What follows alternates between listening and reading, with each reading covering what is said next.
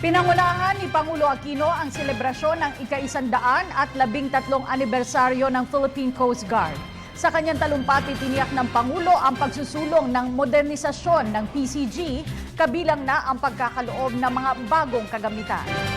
Inihagi din ni Pangulong Ninoy Aquino ang mga bagong hamon sa PCG, ang climate change at ang usapin ng West Philippine Sea. Samantala, naging bahagi ng programa ang paggawad ng mga parangal sa mga miyembro ng Coast Guard. Si Elena Luna ang ating tagapagbalita. Nagtala ng kasaysayan sa Philippine Coast Guard ang Administrasyong Aquino sa pagdalo ng Pangulo sa ika-100 at 13 anibersaryo ng Tanod Baybayin ng Pilipinas. Sinabi ni Vice Admiral Rodolfo I. Surena na malapit nang matapos ang panahon nila ng pamamaluktot sa maikling kumot.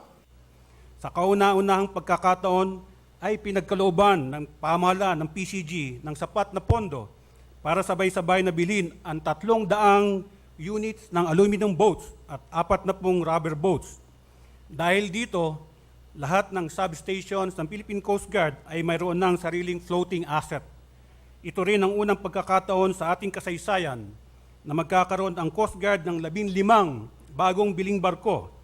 Nakatakda po natin tanggapin ang mga barkong mula Japan at France simula sa susunod na taon.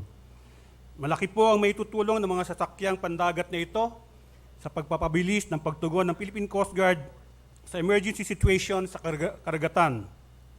Dahil hindi na po natin kailangang manghiram pa ng floating assets. Ayon kay Pangulong Aquino, ang anibersaryo ay pagpupugay sa panibagong tagumpay ng Coast Guard na tinawag niyang salbabida ni Juan at Juana de la Cruz. Kung anong sigasig at dedikasyon ang ipinapamana sa inyo sa serbisyo, sinusukli nito ng sapat na pagkilala at pag-aruga ng inyong gobyerno. Iyan po ang batayang prinsipyo ng isinusulong nating modernisasyon ng inyong mga kagamitan at pagpapaunlad ng inyong kakayahan. Kinilala ng Pangulo ang malaking papel na ginagamparan ng Philippine Coast Guard sa search and rescue operations, pati na rin sa pagkapatrolya ng karagatan laban sa mga smugglers, human traffickers at paglusot ng iligal na droga. Bilang bahagi ng modernisasyon ng Philippine Coast Guard, nabanggit ng Pangulo ang isinusulong na Maritime Capability Improvement Project kung saan mula sa isang loan agreement ay sunod-sunod na darating mula Oktubre taong 2015 hanggang 2017 ang 10 multi-role responsive vessel mula Japan. Nakatakda ding bumili ng 2 chopper para sa Coast Guard sa 2015, dagdagan ng bilang ng mga lighthouse at pagiging operasyonal ng National Coast Watch Center. Nasimula na ang konstruksyon ng target nating 113 parola. Plano nga pong dagdagan pa ito ng 109 na parola oras na makakuha tayo ng loting pagtatayuan. Alinsunod na rin sa pamantayan ng International Association of Lighthouse Authorities. Kaugnay nito, excited na nga rin po tayo dahil ang dinig ko pagdating ng Abril ng taon 2015.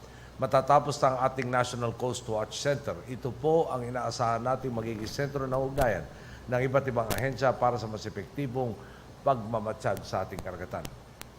Ikinatuwa ng Pangulo ang ginagawang ugnayan ng Coast Guard sa ibang ahensya ng pamahalaan gaya ng Bureau of Fisheries upang matiyak na walang makakalusot na maaaring magdulot ng pagtaas pa ng tensyon sa West Philippine Sea.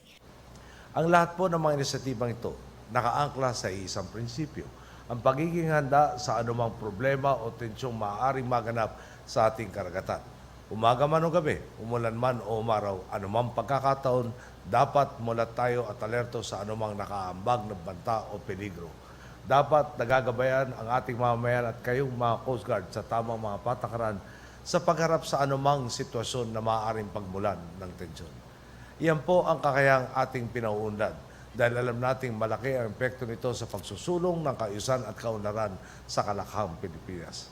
Naging bahagi ng programa ang paggawad ng mga parangal sa mga miyembro ng Coast Guard. Kabilang sa mga awardees si Bosch, isang asong labrador na nakatulong na makita ang 4 na bangkay sa naging lindol sa Bohol. Siya yung ginamit natin na tracking, ma'am, kung saan mismo mas malapit na yung mga cadavers, doon mismo tayo mag-start din ng maghukay or kasi maamoy nila yung amoy ng bangkay na nasa baba, ma'am. Para sa Telebisyon ng Bayan, Elena Luna.